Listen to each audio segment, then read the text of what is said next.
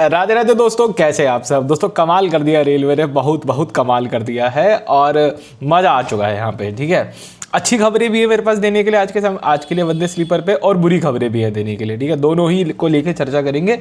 वंदे sleeper का किराया क्या होने वाला है, कुछ ऐसी पॉलिसीज रेलवे लेकर के आया है जो सिर्फ वंदे स्लीपर के अंदर लगने वाली हैं, और कुछ ऐसे झटके लेकर के आया है आप लोगों के लिए जो आपको लेकर सुन के लगेगा धप, नहीं कुछ को लगेगा धप और कुछ कहेंगे मज़ा आ गया। ठीक है, तो दोनों ही मिक्स चीज़ें जो है रहने वाली हैं।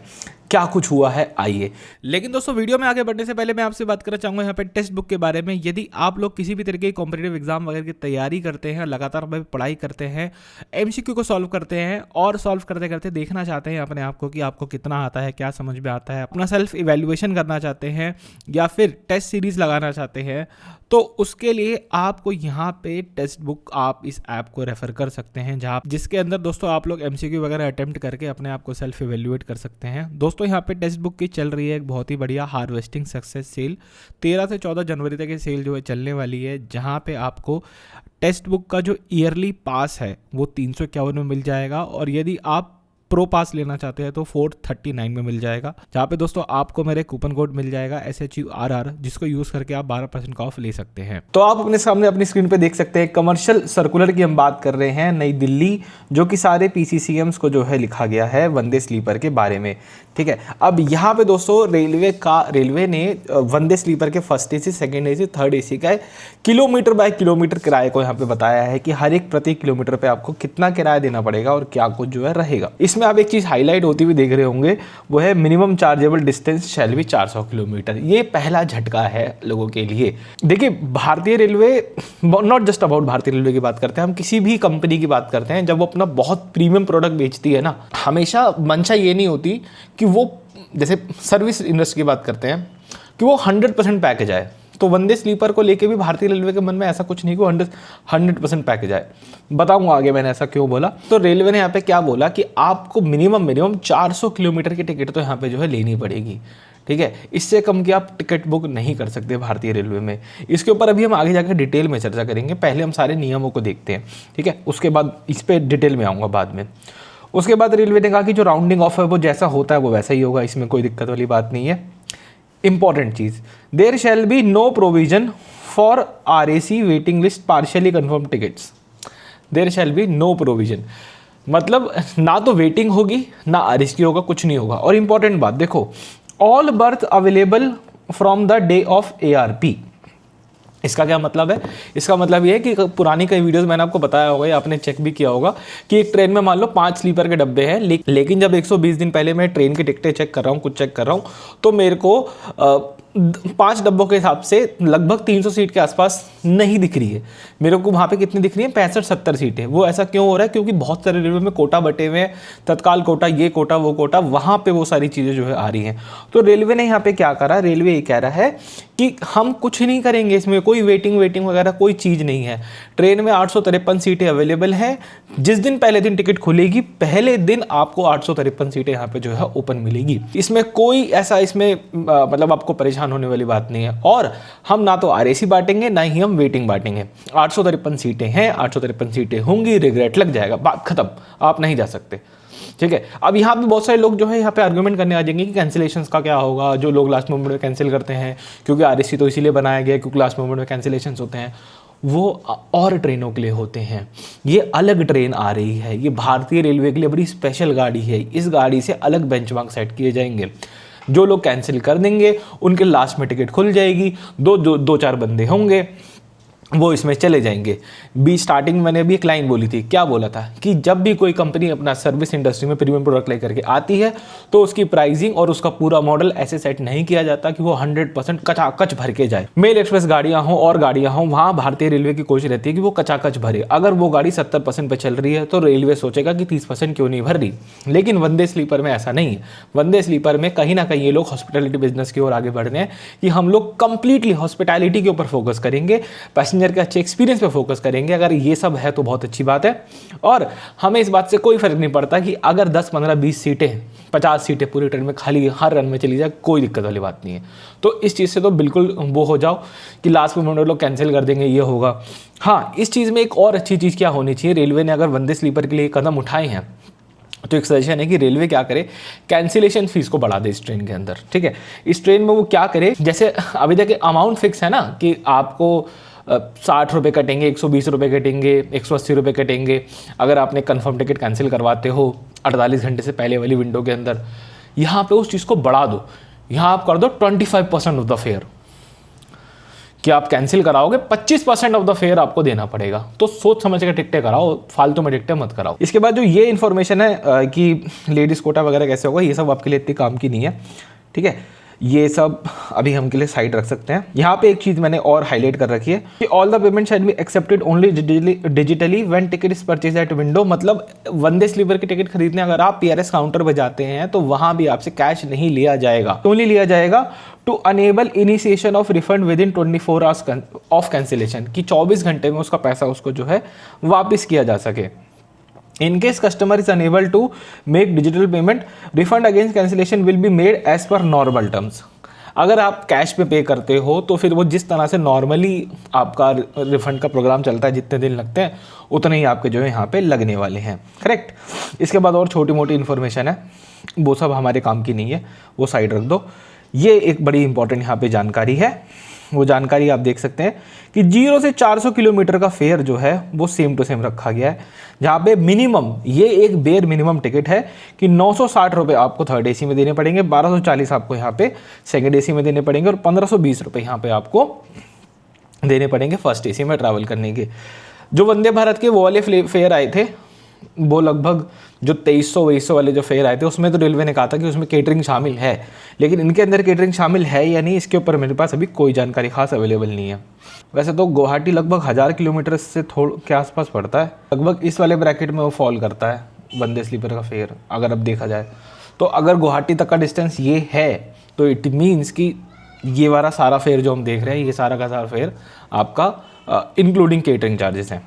अब थोड़ी सी एनालिसिस की बात करते हैं। तो हमने नियम की बात कर ली, वंदे स्लीपर का हम लोगों ने फेयर यहाँ पे देख लिया। अब फेयर को देखने के बाद हम कुछ कैलकुलेशन मैंने बनाई है, ज़रा नीचे आ जाओ। वैसे तो ये किलोमीटर बाय किलोमीटर फेयर है, तो मैक्सिमम फेयर इन्होंने क्या बना रखा है, ज़रा यहाँ पे दिखाता हूँ मैं आपको कि 3500 किलोमीटर अगर आप ट्रैवल करते हैं वंदे स्लीपर में, 3500 किलोमीटर, ये रहा 3500 किलोमीटर, तो 8400 रुपये आप दोगे थर्ड AC में, 10,850 आप दोगे सेकेंड AC में और 13,300 रुपये आप दोगे फर्स्ट AC में, 3500 किलोमीटर के, ठीक है। अब मैंने यहाँ पे एक छोटी सी आप लोगों के लिए कंपैरिजन टेबल बना दी है यहाँ पे।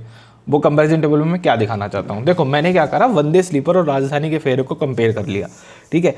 मैंने क्या करा कि यहाँ पे एक तरफ मुंबई राजधानी ले ली, ठीक है, कि मुंबई राजधानी यहाँ पे लिख दी और उसका ट्रैवल डिस्टेंस लिख दिया, और फिर लिख दी वंदे स्लीपर फॉर मुंबई, कि अगर मुंबई राजधानी के लाइनअप पे एक और वंदे स्लीपर चलाई जाती है दिल्ली मुंबई के बीच में, तो उसका फेयर जो है क्या रहने वाला है। तो आप यहाँ ज़रा देख सकते हो कि 2429 रुपये आपके जो है लगेंगे थर्ड AC में राजधानी के, और 3322 रुपये लगेंगे आपके इसमें। एक चीज़ इसमें आपको क्या देखनी पड़ेगी इंपॉर्टेंट, वो ये कि जब आप ट्रेन की टिकट एक्चुअली में लेने जाओगे तो आपको ये दोनों टिकट की जो फेयर है वो बहुत आसपास दिखेंगे।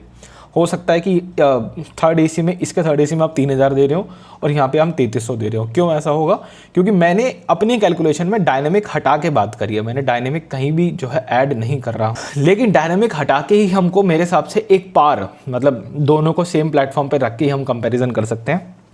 ऑल तो राजधानी में डायनेमिक है, वंदे स्लीपर में डायनेमिक नहीं है, लेकिन इसका मतलब ये नहीं कि हम कंपैरिजन गलत तरीके से करें। तो मेरे हिसाब से मुझे लगता है कि दोनों में अगर हमें फेयर कंपेयर करना है तो हमें डायनेमिक हटा के बात करनी चाहिए। आप लोग कमेंट में बताइएगा कि ठीक बोल रहा हूँ या नहीं बोल रहा हूँ, ठीक है। तो अगर आप मुंबई राजधानी का फेयर देखो थर्ड AC का तो 2429 है, और वहीं आप इसमें जो है 3322 रुपये दे रहे हो, 3284, 4229 और 5335 और 5259 रुपये।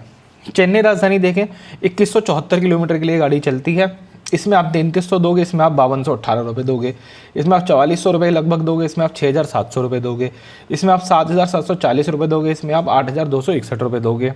यही सेम अगर हम TVC राजधानी की बात करें जो कि लगभग 3150 किलोमीटर के लिए चलती है, इसमें आप 4190 रुपये दोगे, इसमें आप 7758 रुपये दोगे, इसमें आप 5335 रुपये दोगे, इसमें आप ₹9,762 दोगे, इसमें आप 9,015 रुपये दोगे, इसमें आप 11,967 रुपये दोगे। उसके बाद बात करते हैं साइरांग राजधानी की, जो कि नई नवेली राजधानी भारतीय रेलवे को अभी अभी मिली है। 2512 किलोमीटर के लिए ट्रेन जो है चलती है आनंद विहार से लेकर सारंग के बीच में। थर्ड AC के इसमें आपको जो है 7,775 रुपये देने हैं, और दूसरे वाले केस में आप 6029 रुपीज़ दे रहे हो। एक केस में आप जो है 5345 दे रहे हो, और एक केस में आप 7787 दे रहे हो। एक केस में आप जो है 9,546 रुपये दे रहे हो। ठीक है, तो आप एक चीज़ यहाँ पे नोटिस करोगे कि थर्ड AC के अंदर जो है गैप बहुत ज़्यादा है पूरी रेलवे के मतलब लाइनअप के अंदर, लेकिन वही गैप जो आपका सेकेंड AC या मोस्टली फर्स्ट AC जो है, फर्स्ट AC के अंदर गैप जो है सबसे कम है। तो इससे रेलवे को क्या सीख मिल सकती है, अगर वो खुद भी ये चीज़ करना चाहे कि जब वो आने वाले वर्जन बनाएगा ना वंदे स्लीपर के और फ्यूचर में जो होंगे, वहाँ वो सेकंड AC कोचेस की संख्या को बढ़ा दे। अभी 4 सेकंड AC लगा रहा है, 11 थर्ड AC लगा रहा है, इसका रेशियो बिल्कुल उल्टा कर दे।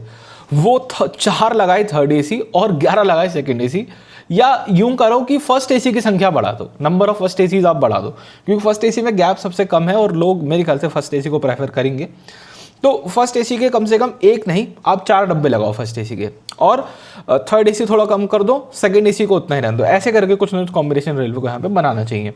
तो ये आपका हो गया इसको लेकर के। अब बात करते हैं, ये हमारा जो है वंदे स्लीपर का स्केड्यूल है, जो कि आपको स्टेशंस वगैरह अब तो देखो सारे के सारे पता ही हैं, उसमें ऐसा कुछ अलग रह नहीं गया। ये हावड़ा, बांडेल, नवदीप धाम, इसके ऊपर तो हमने चर्चा पहले भी कर ली है। ठीक है, इसके ऊपर मैंने यहाँ पे क्या बनाया कि मिनिमम 400 किलोमीटर मैंने आपको बताया। अब रेलवे यहाँ फंस गया। रेलवे यहाँ कैसे फंस गया, या उन्होंने पैसेंजर को कैसे फंसा दिया कि उन्होंने ट्रेन के स्टॉप तो दे दिए, हावड़ा, बंडेल, नवदीप धाम वगैरह ये सब तो उन्होंने स्टॉप दे दिए, लेकिन आपने मिनिमम बुकिंग डिस्टेंस जो है 400 किलोमीटर रखा।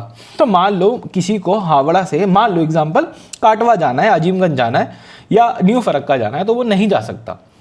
उसको मिनिमम फेयर जलपाईगुड़ी का देना पड़ेगा। क्यों, देखो देखो देखो देखो 0 किलोमीटर बांडेल वगैरह मैंने सारा लिखा। अब मालदा टाउन तक भी 332 किलोमीटर बनते हैं, और अलुवा बड़ी रोड तक 508, और न्यू जलपाईगुड़ी पे 564 किलोमीटर। तो आपको जो मिनिमम फेयर देना पड़ेगा वो 508 किलोमीटर का देना पड़ेगा, क्योंकि 400 पे स्टॉप नहीं है। तो आपका जो मिनिमम फेयर हो गया जो पहली वंदे स्लीपर है वो दोस्तों ये रहा 1575 और 1930 रुपये फर्स्ट AC का। ये आपको मिनिमम फेयर जो है इसका देना पड़ेगा। और रिटर्न डिस्टेंस की बात करें तो भी आपको कामाख्या से लेके जो मिनिमम टिकट है वो जलपाईगुड़ी NJP का जो है लेना पड़ेगा, और जो मिनिमम फेयर है वो आपको इतना तो है देना पड़ेगा। इससे कम में बात नहीं बनेगी मेरे भाई ने। कहीं ना कहीं यहाँ पे एक चीज़ करी है। अब इस चीज़ को आप अपने तरीके से परस्यू कर सकते हो, अच्छा बुरा अच्छा बुरा। अच्छा किस लिए, ऐसा होने से देखो भीड़ कम होगी, ऐसा होने से जो रेलवे जिस पर्पस से इस ट्रेन को चला रहा है कि वो लंबी दूरी वाले पैसेंजर को केटर करेगा, वो कहीं ना कहीं सॉल्व होगी। ठीक है, और हर आदमी, हर व्यक्ति जो है इसमें नहीं चढ़ेगा। ठीक है, अब इसमें एक और कैच है। वो कैच क्या है, जैसे कि मैंने आपको कहा कि हावड़ा से 400 किलोमीटर के लिए आप मिनिमम टिकट बुक करोगे, समझ में आता है, मिनिमम 400 किलोमीटर डिस्टेंस। मान लो मैं रहता हूँ नवदीप धाम पे, या मैं नवदीप धाम से अपने लिए टिकट काट रहा हूँ, तो नवदीप धाम आ गया मेरे लिए 105वें किलोमीटर पे। लेकिन ट्रेन का पहला जो 400 किलोमीटर वाला स्टेशन पार करेगा वो है मिनिमम अलुवाबाड़ी रोड। थोड़ा कन्फ्यूजन हो सकती है सुनने, मेरी बात पर सुनना ध्यान से मैं क्या बोल रहा हूँ कि मैं टिकट काट रहा हूँ नवदीप धाम से। मेरा पहला स्टॉप जो 400 किलोमीटर का डिस्टेंस को पार करके पड़ेगा, ट्रेन का जो पहला स्टॉप पड़ेगा वो पड़ेगा अलुवाबाड़ी रोड 508 किलोमीटर पे। करेक्ट। तो मेरी जो 400 किलोमीटर की लिमिट है वो हावड़ा से लगाऊंगा, मेरी 400 किलोमीटर की जो लिमिट है वो नवदीप धाम से कैलकुलेट करी जाएगी।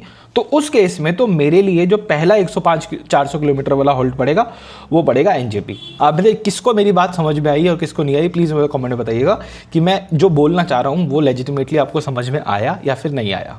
ठीक है, बाकी दोस्तों इस वीडियो में इतना ही रखते हैं, मिलते हैं आपसे बहुत जल्द एक और वीडियो में। और यदि आप लोग कुछ इसमें ऐड करना चाहते हो तो प्लीज़ कमेंट में बताइएगा। राधे राधे।